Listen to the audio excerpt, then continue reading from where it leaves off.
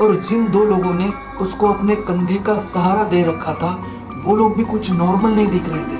उनका चेहरा बिल्कुल सफेद दिखाई दे रहा था। और जो तीसरा शख्स था जो बस में चढ़ने के बाद विजिबल हुआ, उसने अपने दोनों हाथ उन दोनों के कंधों पर कुछ इस तरह से रखे हुए थे और उसकी गर्दन नीचे झुकी हुई थी।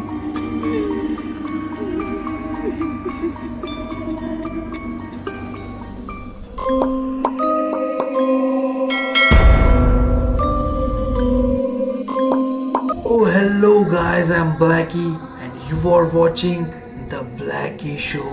So guys, welcome to The Blackie Show.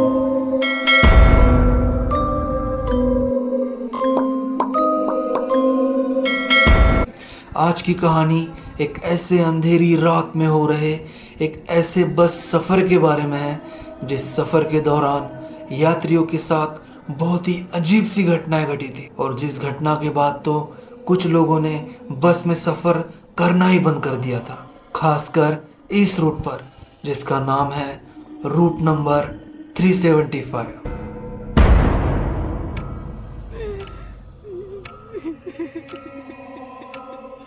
तो कहानी है हमारे पड़ोसी देश चीन की। चीन के कैपिटल बीजिंग से कुछ ही किलोमीटर दूर एक युवानमिंग युवान नाम का बस टर्मिनस है। बात है 14 नवंबर 1995। उस रात मतलब कि देर रात उस टर्मिनस से एक बस निकली थी और इस बस का जो आखिरी स्टॉप होने वाला था वो था सियांगशान, जो फ्रेग्रेंट हिल्स नाम से भी जाना जाता है, जो कि चीन के हेडियन डिस्ट्रिक्ट में लोकेटेड है। युवानमिंग युवान जो बस टर्मिनस था वहां से जो इस बस का आखिरी स्टॉप होने वाला था मतलब कि फ्रेग्रेंट हिल्स, वहां तक के जो सफर का डिस्टेंस था वो था तकरीबन 16 किलोमीटर लंबा। और इस बस का जो रूट होने वाला था वो था रूट नंबर 375 और यहाँ से शुरू होता है उस बस का सफर और यहीं से शुरू होती है हमारी कहानी। तो चलिए शुरुआत करते हैं इस कहानी की। तो सफर की शुरुआत होती ऐसे है, जो ये हमारी उस रात की आखिरी बस होती है वो अपने निर्धारित वक्त पर और निर्धारित रूट पर युवान बस टर्मिनस से निकल जाती है। और जब ये बस वहां से निकलती है तब उस बस में कुल 2 लोग होते हैं, जो कि एक तो होता है उस बस का ड्राइवर और दूसरी होती है उस बस की लेडी कंडक्टर। बस के निकलने के तकरीबन 2-3 स्टेशन के बाद एक बहुत ही मशहूर जगह है जो कि है समर पैलेस। वही के एक बस स्टॉप पर ये बस रुकती है और उसी स्टेशन से इस बस में 4 लोग चढ़ते हैं। एक तो होती है एक बूढ़ी महिला, दूसरा होता है एक 20-22 साल का यंग लड़का और तीसरा एक यंग कपल। तो ये चारों इस बस पर सवार हो जाते हैं। तो जो वो यंग कपल होता है वो जो ड्राइवर की पीछे वाली सीट होती है ना वहां पर जाकर बैठ जाता है और वो यंग लड़का दूसरी साइड जो दरवाजे के पास वाली सीट होती है ना वहां पर जाकर बैठ जाता है और वो बूढ़ी महिला उसी के पीछे वाली सीट पर बैठ जाती है। और उसके बाद वो बस आगे के सफर के लिए वहां से निकल जाती है। अब इस रूट नंबर 375 की पूरी बस में 4 पैसेंजर, ड्राइवर और एक लेडी कंडक्टर, सभी मिलाकर कुल 6 लोग थे। और ये बस अपने तय रूट और तय वक्त के हिसाब से अपने सफर के लिए आगे बढ़ रही थी।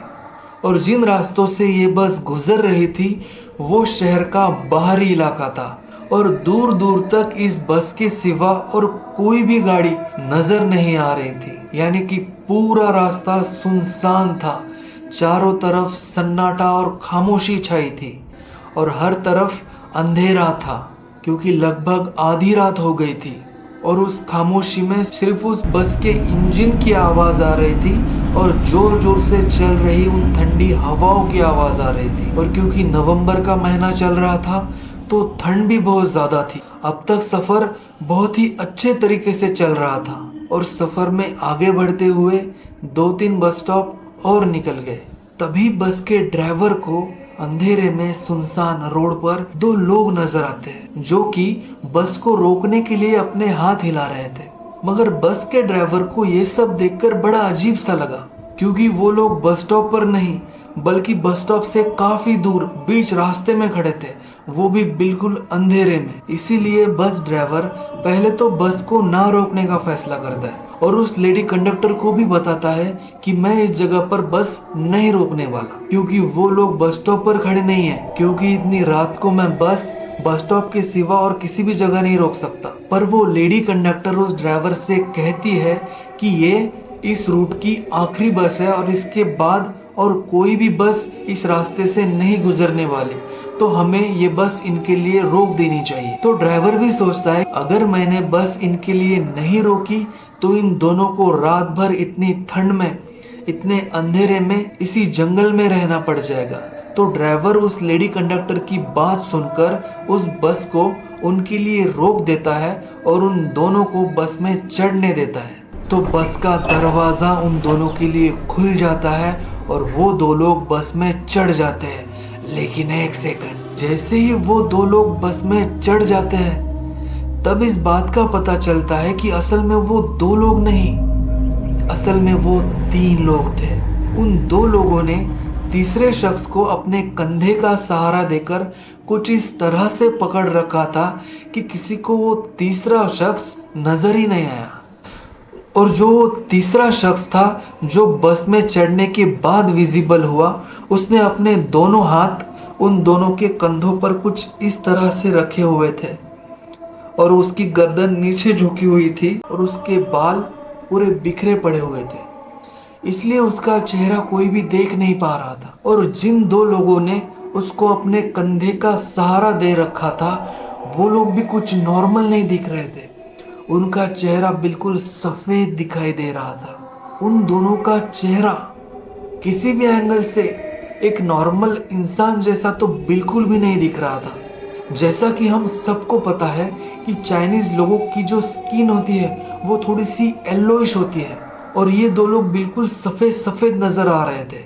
और जो वेस्टर्न के वाइट लोग भी जो होते हैं ना वो भी गोरे होते हैं, लेकिन ये ना कुछ अलग ही सफेद दिखाई दे रहे थे। जब जब उन पर नजर पड़ रही थी तो वो कुछ अलग ही दिखाई दे रहे थे, ऐसे सूखा हुआ, जैसे कि होता है ना, जैसे कि हमारे शरीर का अगर खून निकल जाए तो शरीर कैसा ऐसा रूखा सूखा बिल्कुल सफेद सफेद पड़ जाता है, बस वैसे ही ऐसा लग रहा था कि उनके शरीर में बिल्कुल खून है ही नहीं। और वो अपने वाइट स्किन के साथ अजीब तो दिख ही रहे थे, लेकिन उन्होंने कपड़े भी चीन के ट्रेडिशनल कपड़े पहन रखे थे और जो कि बहुत सालों पहले, बहुत सदियों पहले चीन में पहने जाते थे।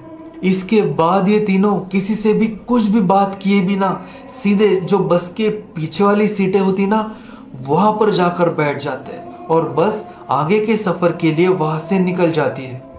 पर इन तीनों अजीब इंसानों को देखकर बाकी के जो पैसेंजर होते हैं वो सब इनको देखकर घबरा जाते हैं, क्योंकि भाई इतनी काली अंधेरी रात में, इतने ठंड भरे मौसम में और इतनी सुनसान जगह से जहाँ पर बिल्कुल अंधेरा था, वहां से वो लोग इस बस में चढ़ जाते हैं और ऊपर से जो दो लोग दिखते हैं बस में चढ़ते ही वो तीन हो जाते हैं। तो भाई ये सब देखकर तो कोई भी घबरा जाएगा। और ऊपर से इनके कपड़े और इनकी शक्ल भी बिल्कुल अजीब सी, बिल्कुल सफेद सफेद, और इतनी अंधेरी रात में अगर भाई कोई भी इनको देखेगा वो तो भाई घबरा ही जाएगा। और वैसा ही हुआ। उन तीनों अजीब इंसानों को देखकर बाकी के जितने भी पैसेंजर थे उन सब पैसेंजरों के मन में कुछ अजीब सी बेचैनी सी पैदा हो गई और वो सभी घबरा कर एक दूसरे की तरफ देखने लगे। और ड्राइवर तो भाई गाड़ी चलाने में व्यस्त था, पर जो वो बस की कंडक्टर थी वो सबको देखकर ये जान जाती है कि बाकी सब लोग घबरा रहे हैं। तो उन्होंने सबको समझाकर शांत करने की कोशिश की और वो उनको कहती है कि हो सकता है कि ये किसी नाटक वगैरह में काम करते हो और ये आखिरी बस पकड़ने की जल्दबाजी में अपने कपड़े बदलना भूल गए हो, इसलिए आप लोग घबराइए मत। उस लेडी कंडक्टर की बात सुनकर वो यंग लड़का और वो जो यंग कपल था वो तो थोड़ी देर के लिए शांत हो जाते हैं, मतलब कि निश्चिंत हो जाते हैं। पर बस में जो वो बूढ़ी औरत थी वो अपनी बेचैनी से बाहर नहीं आ पा रही थी। वो बार बार अपनी घबराहट भरी नजरों से पीछे मुड़ मुड़ कर देख रही थी, जहाँ पर सबसे पीछे वाली सीट पर वो अजीब लोग बैठे हुए थे। चलिए आगे बढ़ते हैं। फिर बाद में इसके 2-3 स्टॉप के बाद जो वो यंग कपल होता है उनका स्टॉप आ जाता है और वो बस से उतर जाते हैं और उनको उतारने के बाद ये बस अपनी मंजिल के लिए फिर से चल पड़ती है। अब उस बस में कुल मिलाकर सिर्फ 7 लोग सवार थे। एक तो बस का ड्राइवर, एक लेडी कंडक्टर, वो यंग लड़का और वो बूढ़ी औरत और वो 3 अजीब लोग जो पीछे वाली सीट पर बैठे हुए थे। बस के बाहर ठंडी हवाओं का मस्त शोर चल रहा था और बस के अंदर वो लेडी कंडक्टर और ड्राइवर बड़े ही मजे से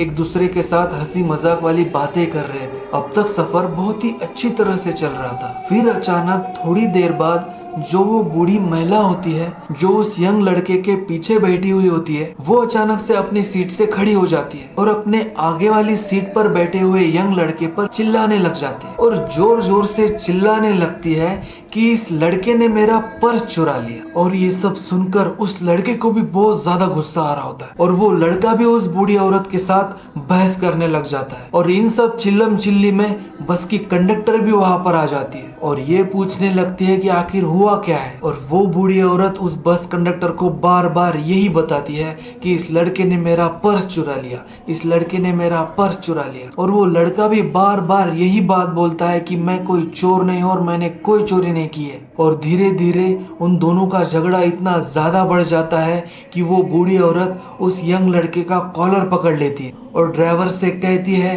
कि अगले स्टॉप पर बस रोको, मुझे इस लड़के को पुलिस के हवाले करना है। वो लेडी कंडक्टर उस भड़की हुई बूढ़ी औरत को बहुत समझाने की और शांत करने की कोशिश करती है, लेकिन वो बूढ़ी औरत किसी की कुछ भी नहीं सुनती और अपने ही बात पर अड़ी रहती है कि अगले स्टॉप पर बस रोको, मुझे इस लड़के को पुलिस के हवाले करना है। और बहुत ही ज्यादा बार समझाने के बाद भी वो बूढ़ी औरत नहीं समझती, इसलिए ड्राइवर अगले स्टॉप पर बस रोक देता है। और जैसे ही बस उस स्टॉप पर रुकती है वो औरत झट से उस लड़के का कॉलर पकड़ती है और कॉलर खींच के उसे बस के नीचे उतार लेती है। फिर उन दोनों को उतारकर बस आगे के सफर के लिए निकल जाती है। पर वो बस तो वहां से चली जाती है, लेकिन जैसे ही ये बस के नीचे उतरते हैं वो लड़का चारों तरफ अपनी नजर घुमाता है, लेकिन वहां पे कोई भी पुलिस स्टेशन उसको दूर दूर तक नजर नहीं आता, ना ही कोई दूसरा इंसान। वो जगह बिल्कुल सुनसान थी और चारों तरफ बिल्कुल अंधेरा था। इसके बाद वो लड़का पूरी तरह गुस्से में लाल होकर उस बूढ़ी औरत से कहता है कि तुम्हारे झूठे इल्जाम की वजह से मेरी आखिरी बस भी मेरे हाथों से निकल गई और इसके बाद तो कोई दूसरी बस भी नहीं है। मैं अपने घर कैसे जाऊंगा और यहाँ तो कोई पुलिस स्टेशन भी नजर नहीं आ रहा। तो वो बूढ़ी औरत उस लड़के से कहती है कि मुझे पता है कि यहाँ कोई पुलिस स्टेशन नहीं है और मैंने तुम्हें यहाँ पर किसी पुलिस स्टेशन में ले जाने के लिए नहीं उतारा है, बल्कि उस बस से उतारकर मैंने तुम्हारी जान बचाई है। अपनी और तुम्हारी जान बचाने के लिए उस बस से उतरने के अलावा और मुझे कोई रास्ता ही नजर नहीं आ रहा था, इसलिए मुझे तुम्हें कुछ इस तरह से उस बस से उतारना था कि किसी को किसी बात का शक ना हो। और उस औरत की ये बात सुनकर वो लड़का बड़ी गहरी सोच में पड़ जाता है और उस औरत से कहता है कि आपने मेरी जान कैसे बचाई। तो वो औरत उस लड़के से कहती है, क्या तुम्हें वो अजीब से 3 लोग याद है जो सबसे आखिर में हमारी बस में चढ़े थे? और जब से वो तीनों हमारी बस में चढ़े मैं तब से उन लोगों पर नजर रख रही थी और बार बार पीछे मुड़कर उन लोगों की तरफ देख रही थी। और इसी बीच खिड़की से ना एक बड़ा ही तेज हवा का झोंका आया और उनके कपड़े थोड़ी देर के लिए हवा में उड़ गए थे। और मैं क्या देखती हूँ, तुम्हें ये सुनकर मेरी बातों पर यकीन नहीं होगा। जब उनके कपड़े थोड़ी देर के लिए हवा में उड़ गए थे तब मैंने देखा कि उनके पैर गायब थे और ये सब देखकर मैं बड़ी घबरा गई थी। और मुझे तभी समझ में आ गया कि जो वो 3 लोग थे वो असल में इंसान नहीं थे, वो कुछ और थे। तभी मैंने मनी मन फैसला कर लिया था कैसे भी करके मुझे उस बस से उतरना पड़ेगा और मेरे साथ मुझे तुम्हारी भी जान बचाने के लिए तुम्हें भी उस बस से उतारना पड़ेगा। इसीलिए तब से मैं किसी को शक हुए बिना उस बस से कैसे उतरूं इसकी अलग अलग तरकीबें सोच रही थी और मुझे तब कोई भी रास्ता नजर नहीं आ रहा था। तभी मेरे मन में एक तरकीब आई कि क्यों ना तुम पर चोरी का इल्जाम लगाकर और तुमको पुलिस स्टेशन ले जाने की बात कहकर तुम्हारे साथ ही इस बस से नीचे उतर जाओ। और मुझे उस वक्त यही तरीका सबसे बेस्ट लगा और इसीलिए मैंने तुम्हारे साथ ये सब किया और इसके लिए मैं दिल से माफी चाहती हूँ। और जैसे ही उस औरत की ये बात उस लड़के ने सुनी, उसके तो भाई पसीने ही छूट गए।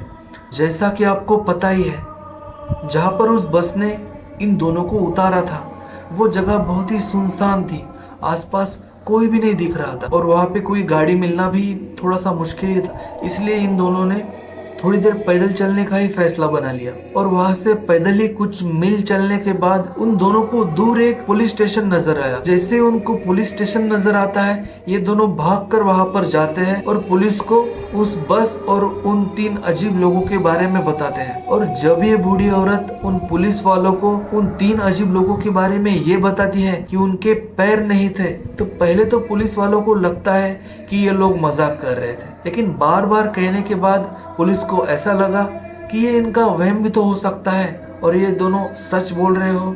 तो पुलिस ने उन दोनों को थोड़ा सा दिलासा देते हुए अपने अपने घर भेज दिया। इसके बाद ये 14 नवंबर की रात कैसे न कैसे करके बीत जाती है, लेकिन इसके अगले दिन 15 नवंबर 1995 को अचानक ही एक खबर सामने आती है। अपनी जो ये रूट नंबर 375 की आखिरी बस जो युवानमिंग युवान बस टर्मिनस से निकली थी, वो इसके आखिरी स्टेशन वहां तक पहुंची ही नहीं। मतलब कि जिस बस को रात को ही फ्रेग्रेंट हिल्स पहुंच जाना था, वो अभी सुबह हो गई, फिर भी अपने आखिरी स्टॉप पर मतलब कि फ्रेग्रेंट हिल्स तक पहुंची ही नहीं। वो बस अभी तक गायब थी।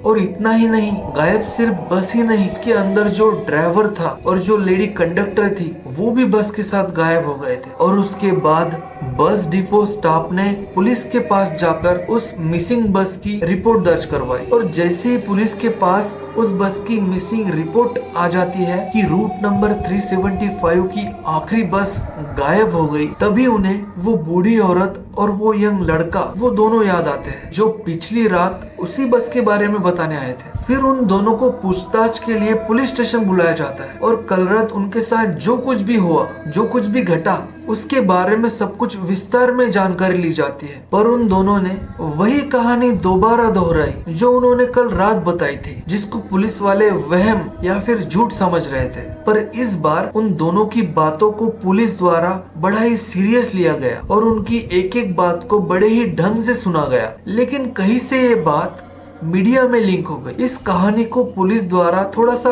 अंडरग्राउंड ही रखने की कोशिश की गई, लेकिन पता नहीं कैसे ये कहानी मीडिया में लीक हो गई और देखते ही देखते रूट नंबर 375 की ये आखिरी बस गायब हो गई। और इन दोनों ने जो कहानी पुलिस को बताई थी, वो कहानी भी हर तरफ आग की तरह फैल गई थी और लोग भी इस बात को लेकर तरह तरह की कहानी बनाने लगे और हर तरफ फैलाने लगे। और इधर पुलिस भी उस मिसिंग बस और उसके साथ मिसिंग हुए लोगों को ढूंढने के लिए रात दिन एक करके जुट गए, पर उन्हें उनके काम में कोई भी कामयाबी नहीं मिल रही थी।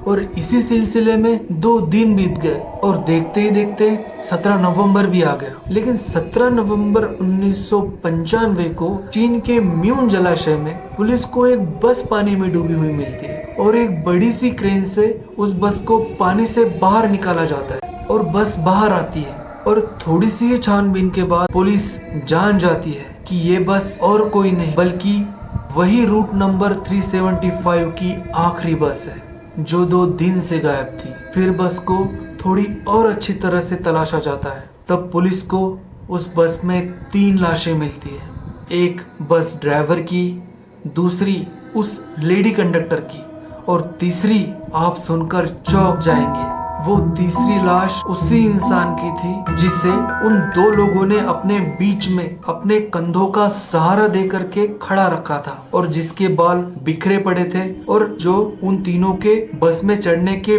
बाद विजिबल हुआ था और जिसने अपनी गर्दन ऐसे नीचे झुका रखी थी। पुलिस को ये 2 दिनों से खोई हुई बस तो मिल जाती है, लेकिन ये कहानी सुलझने के बजाय और उलझ जाती है, क्योंकि पुलिस को इस बस में जो 3 लाशें मिली थी वो पूरी तरह से सड़ चुकी थी, लेकिन उनकी लाशों को देखकर ऐसा लग रहा था कि मानो इनकी मौत कई दिनों पहले हो चुकी है, जबकि ये बस 2 दिन पहले ही गायब हुई थी। सिर्फ 2 दिनों के अंदर ये लाशें इतनी डिकम्पोज हो जाए ऐसा मुमकिन ही नहीं था, क्योंकि गर्मी बहुत ज्यादा भी हो फिर भी कोई भी लाश इतनी जल्दी नहीं सड़ सकती, वो भी इतनी ज्यादा। और ऐसा भी नहीं कि उन दिनों गर्मियां चल रही थी, उन दिनों चीन में नवंबर का महीना यानी सर्दियां चल रही थी, और उन दिनों तो चीन में कभी कभी टेम्परेचर माइनस में भी चला जाता है। और जहाँ ये बस पानी में डूबी हुई मिली थी, वहां से इस बस का जो आखिरी स्टॉप होने वाला था, मतलब कि फ्रेग्रेंट हिल्स, वो तकरीबन 100 किलोमीटर दूर था।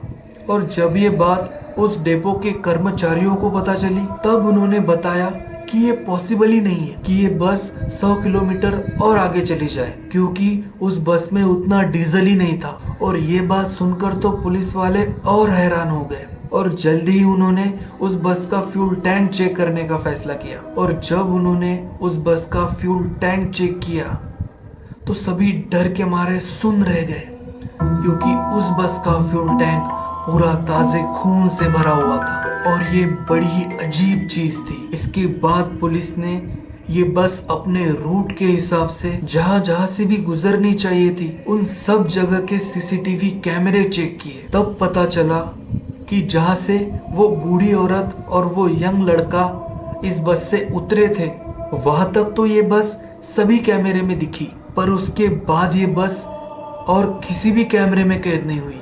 और बहुत खोजबीन और सोच विचार के बाद ये बस किसी भी कैमरे में क्यों नजर नहीं आई, इसका जवाब किसी को भी समझ में नहीं आ रहा था। इसके बाद भी खोजबीन इसी तरह चलती रही, लेकिन किसी भी रहस्य का कभी भी कुछ भी पता नहीं चला। आज 2024 में इस घटना को घटे हुए 1995 से लेकर अब तक पूरे 29 साल हो चुके हैं, लेकिन आज भी इन 4 सवालों का जवाब कभी किसी को भी नहीं मिला। पहला, जो वो 3 अजीब रहस्यमयी लोग जो सबसे आखिर में बस में चढ़े थे, वो कौन थे? दूसरा ये कि बिना फ्यूल के वो बस इतनी दूर 100 किलोमीटर आगे तक कैसे चली गई? क्या वो बस बिना फ्यूल के इतनी दूर उस टैंक में मौजूद ताजे खून से चली? और तीसरा ये कि इतनी ठंड में सिर्फ 2 दिन में वो लाशें इतनी ज्यादा कैसे सड़ गई? और चौथा ये कि उस बूढ़ी औरत और उस यंग लड़के के बस से उतर जाने के बाद वो बस किसी भी कैमरे में कैद होने से कैसे बच गई? बहुत से लोग इस घटना को सिर्फ एक अफवाह मानते हैं, लेकिन मुझे इस बात में कुछ ना कुछ सच्चाई जरूर लगती है, क्योंकि चीन के अखबार ग्लोबल टाइम्स ने खुद इस न्यूज को अपने ऑफिशियल वेबसाइट पर पोस्ट कर रखा है।